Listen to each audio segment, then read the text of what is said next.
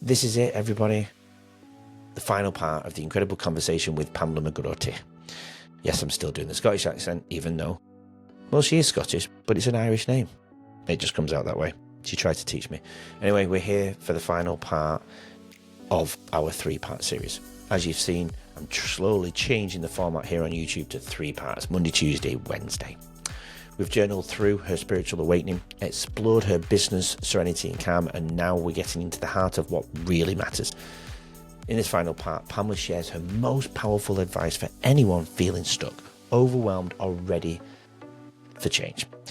We're talking about daily practices that actually work, the small steps that create massive transformation, and how to find your purpose when everything feels uncertain. If you're ready to start leading your own way, this is where it all comes together. Here's Pamela and myself for part 3, here on Leading Our Own Way. For anyone that is listening and has got somebody in their life that is maybe going through light depression, not light, that's probably not the right word to say, but some form of depression. Because there's no ranking on trauma, there's no ranking on, it's all relative, isn't it? When we're going through a dark space, it's dark nevertheless, no matter why they're in that space.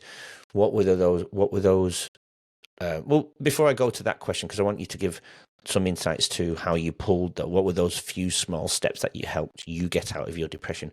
But you said you've went through depression maybe 3 or 4 times after giving birth to your daughter. How was all the depression very similar, or were they significantly different in the depth that you went? I'd say they were probably similar. I think just each time I just reached a bit of burnout. But I realised that there was a lot of guilt and shame that's always been inside me for having had mental health. And it was only fairly recent times, I suppose, that I've realised, I thought, you've still had that wee bit of guilt and shame in there for having had problems with your mental health. And that isn't valid. You don't need to have that. But it was just that wee bit more work I had to do to work through that. And I think that was part of the problem as well.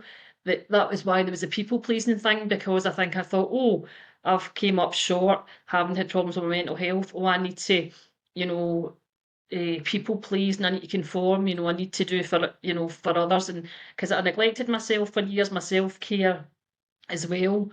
I didn't consistently have self-care for me. I was always focused on other people, never on myself. I was always focused on, what can, I do for my daughter? What can I do for my husband? My family, family with. It was always other people and never me. But I think I'd kind of blamed myself, in a strange way for that. But there was obviously reasons behind it why I had the problems with my mental health, and it was just recognising and then acceptance. Acceptance was a big thing with me. I found it hard to accept, but I fully accept it now, and I'm fully open to talk about it now. But that has took a long time.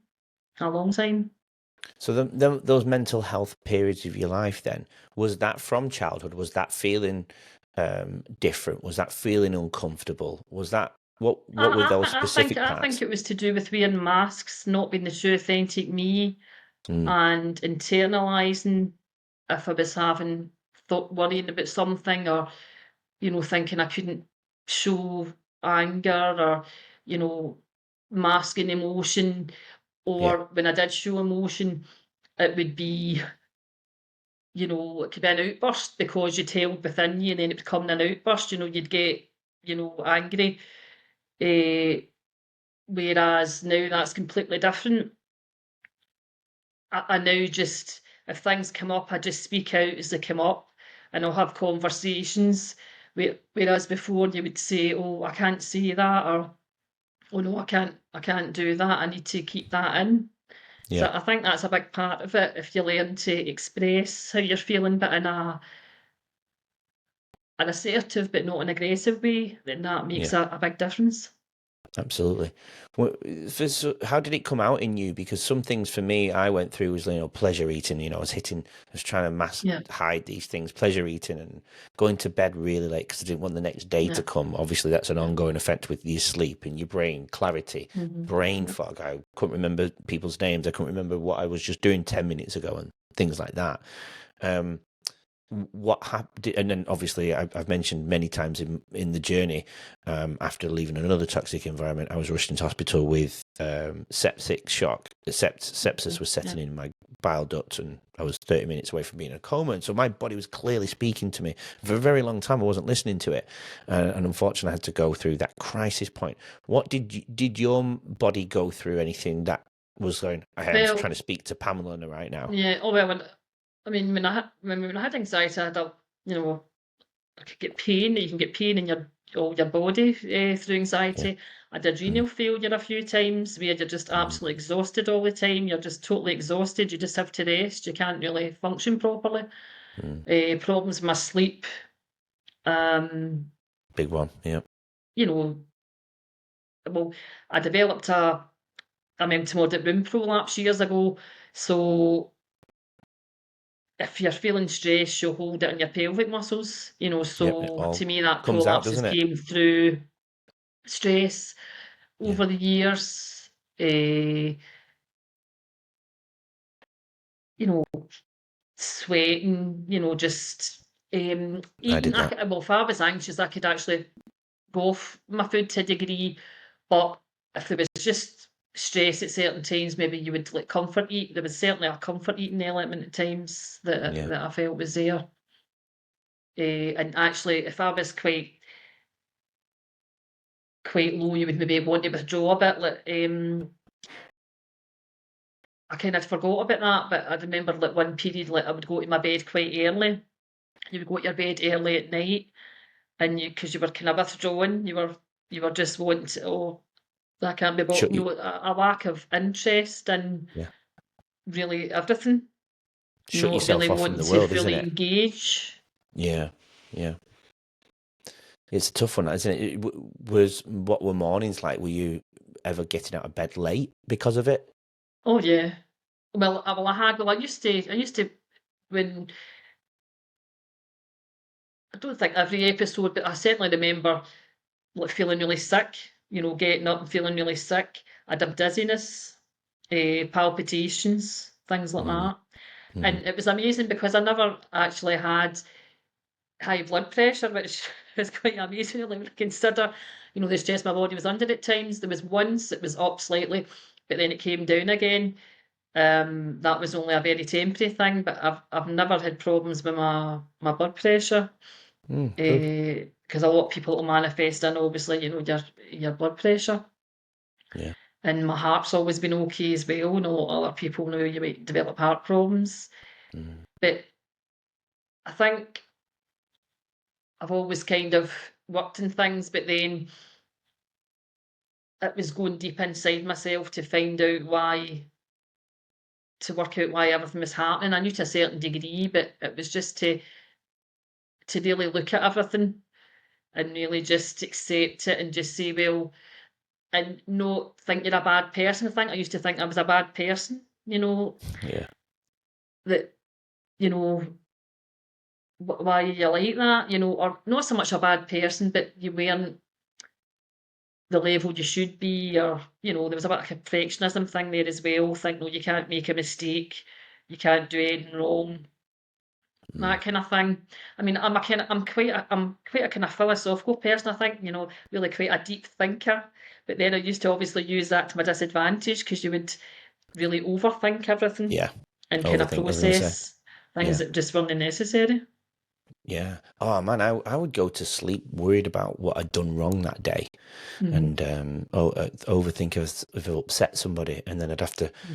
make it worse by going making sure I hadn't upset somebody. But Yeah, when I hadn't, they'd be like, yeah, I there's like an know. I know. You get ongoing. round and round in circles. Yeah, and I've just my guest this week, which was probably 3 months ago by the time this goes out, but he suffered with OCD, and he started another podcast here in Australia called the Shared Minds podcast, and Right. the Hmm. depth of OCD that boy went through, I could never imagine, but I can relate to it because I used to overthink things and then lose my Yeah. sleep over what I'd Oh yeah. Oh potentially yeah. said or Oh done, yeah. or Oh yeah. the fear of judgment. And that fear of Hmm. judgment came Yeah. from maybe, I always blame fear of judgment was probably from, I don't know, bullying, workplace bullying that I went through, but maybe it Uh-huh. was from my childhood. Maybe it Yeah. was, my mum worked all the time. My gran brought me up, and I know Yeah. my mum loved me and everything, but Mm-hmm. that fear of I know. judgment, of looking for identity, Yeah. feeling like, someone to be proud of you. I don't know. You Mm-hmm. can dissect this till the sun goes down, can't you, I suppose? What was the pivotal point for you then? Because you're obviously doing pretty well now. You're doing these Mm-hmm. things to pull yourself through it. Yes, we go up and down still, of course, because we're human. But when we work on ourselves at a deep level, when things do start to slip, it's like you can get through them so much better than you did through your old self. I Mm-hmm. found that. I had some Yeah. bad news at the weekend. Yeah. The old Andy probably would have lost sleep and overthought it all week. Mm-hmm. I needed, Mm-hmm. what I did do though was sit in my emotions all day at work. I even explained to the kids a few things about it, of why I was Mm-hmm. feeling. I didn't go into the depth of the issue because that's none of their No. business, nor should I say that to kids. But not that it was bad, but I Mm-hmm. did overthink it and I was worried about it. But when that day went, because of the work that I've done and Mm-hmm. currently doing, I got through it. And Yeah. Tuesday Uh-huh. came, I was fine. And Yeah. today I've Mm-hmm. thought about it, yes, but not in an unhealthy I way. know. And it's bizarre because the old Andy, when I reflect through these things, I'm glad it Mm-hmm. happened, because Yeah. the Yeah. old Andy would have lost a week of worry from it. Mm-hmm.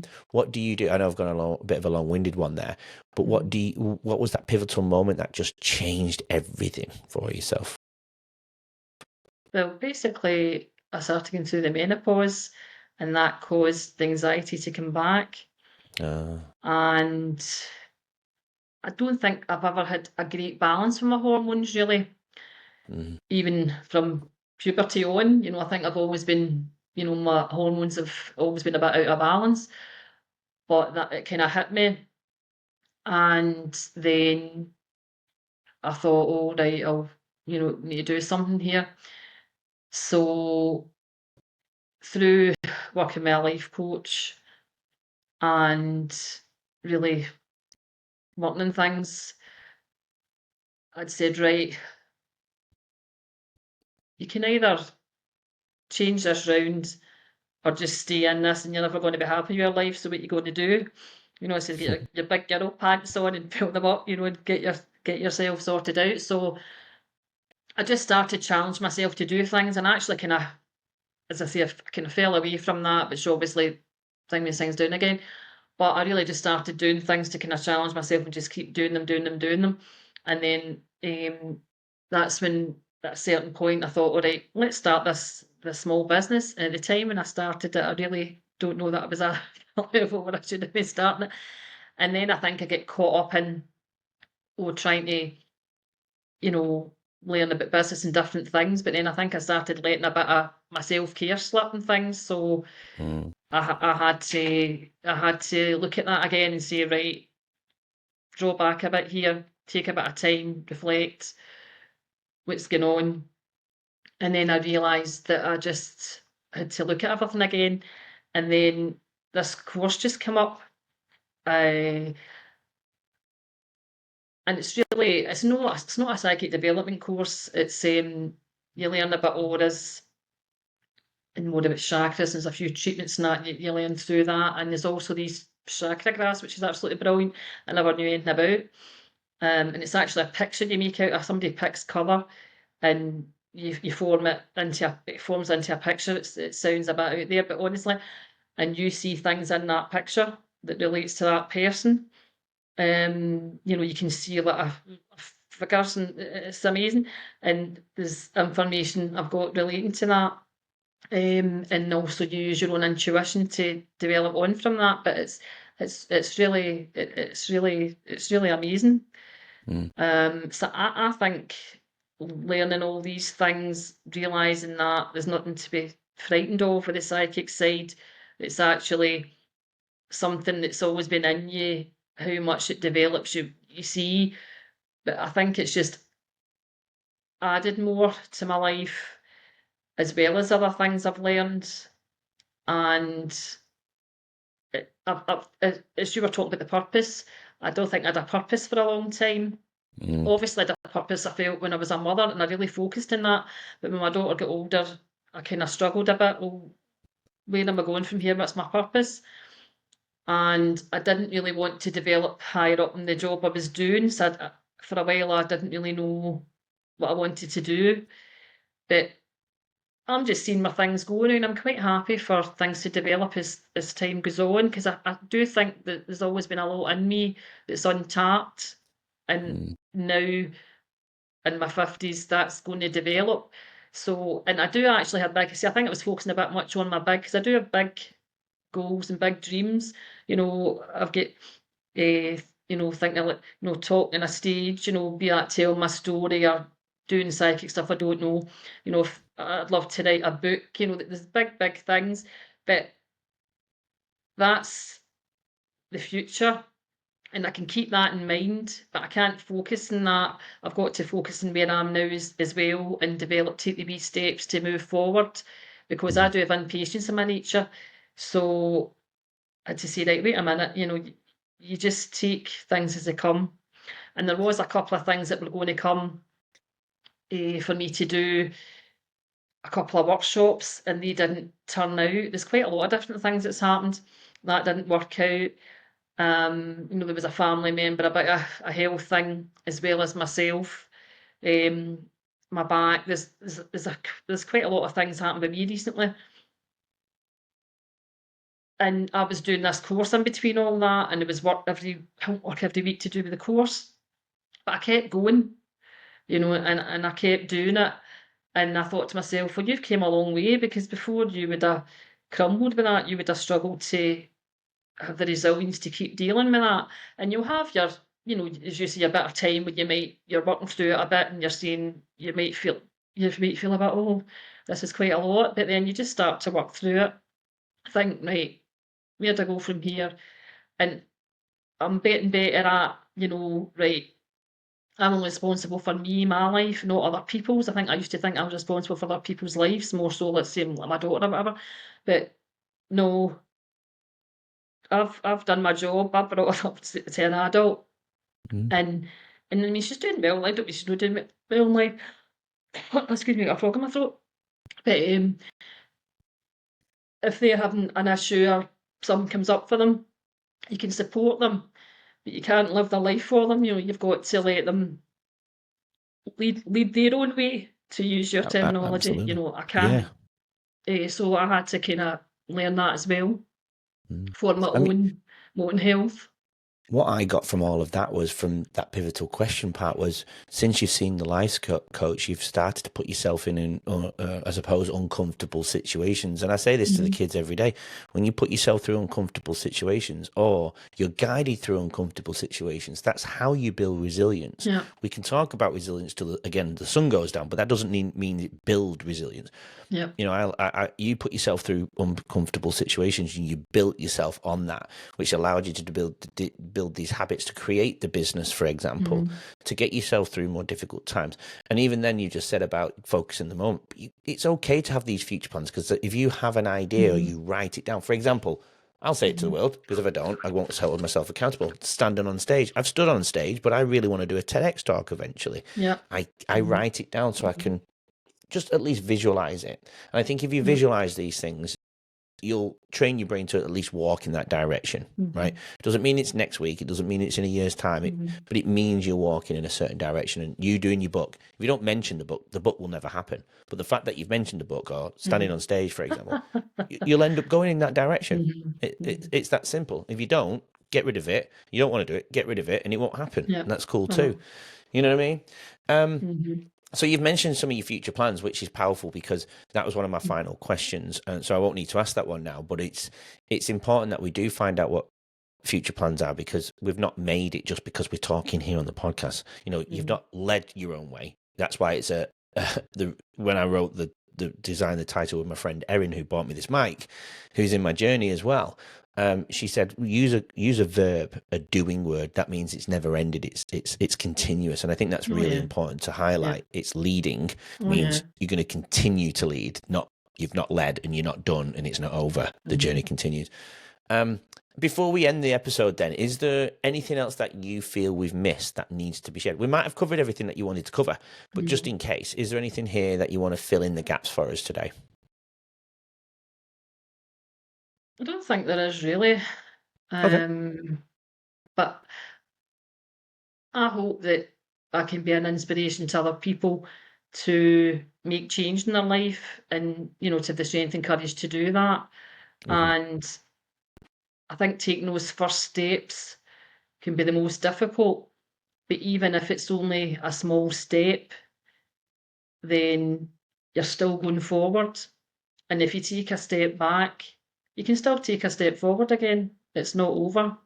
Well, you did And that, didn't you? things, yeah, and I think things won't always work out, but that's for you to help develop your resilience, or maybe it's not been the right thing for you, Hmm. and something else will come along, for like me with a few workshops and things, because in the future I kind of visualise possibly like retreats and things as well for people. But you've got to start off somewhere, and then you just build on what you're doing, That's right. and opportunities will come up for you. I mean, I do still keep my long goal. I think at one point I was focusing too much on long goals and not focusing enough on what I need to do now, my more shorter Mm. term goals. So I Yeah, realised that, and I thought, right, just keep that in mind, but just right, what steps can I keep taking? What can I do this week, next week to keep moving beautiful. forward? Beautiful. Well, you've just given you a piece of advice. That was one of my final questions also. What piece of advice could you give? And that's beautiful, because that's really important. And just the acknowledgement earlier when you said about you'd worked through your journey and then you went backwards again. But if you'd not been through what you'd been before, you wouldn't have known to stop, reflect, and go back. So it's okay to Yeah, walk 10 steps and then yeah, come back yeah, three. yeah, Because I've done it. yeah. I stopped my cold water for, well, I didn't actually stop my cold water, but the hot air here in Australia didn't get the cold water that I wanted. I put probably a few weeks, put more sugar into my body that I intended, because there was birthdays and I didn't want to let the birthday people down. I started doing a little bit more crap. But I have the knowledge and expertise of my own body. That doesn't work for me. But when I do it, because I make mistakes or I enjoy myself, I went back. But then I knew, right, well, I can get back on track, because you know what? I've Yeah. done it a million times before. Whereas the old Andy wouldn't have done. I would have gone on a big spiral and ended up on the couch till 3 o'clock in the morning, sipping away. On that note, then, Pamela, what is there? And I always ask this question at the end: what is your purpose? Because I want the people. I want it to. It's a nice, powerful way, and it's crystal clear what your purpose is. But if you could put it into one simple line, what would it be? My purpose is to help others change. Beautiful, love it. Well, Pamela, thank you for joining me on Leading Our Own Way. It's been an absolute pleasure. We've known each other for a very long time. We'll eventually get round to it. Yeah, it's been amazing. We've got there. We finally did it, Pamela. Yeah. Thank you for joining me on my journey. Every guest means a lot to me, and it becomes part of the well, I call it low, probably pronounced Lou, but we'll go with low. It's part of the low community, the LOOW, leading our own way. I got confused when my friend said that in a text, LOOW. I was like, what is LOOW, by the way? And she said, it's the name of your podcast, Leading Our Own Way. I went, oh, that's why it's on the front cover, because of her. So, yeah, you're welcome to the Low family. You're always going to be part of it now. And it's published. It will be published. So you're stuck with me now. Thank you for joining me. It's been an absolute honour to hear your journey again and get it out to the world. And hopefully we can go and help some other people change the trajectory of their lives as well. Thank you. I hope this helps somebody. It absolutely will. Thanks, Pamela. To everybody else, from Pamela and myself, have a great week. Have a great weekend. And keep leading your own way, and make sure you come back next week to join us for another amazing, inspiring guest. See you then. All the best. We'll speak to you soon. Well, what an incredible journey we've shared with Pamela McGroarty across these 3 parts here on YouTube on Leading Our Own Way. From her darkest moments with anxiety and depression to building serenity and calm, working in the in the care industry for 33 years and helping others find their peace. Her story proves that our sensitivity isn't our weakness.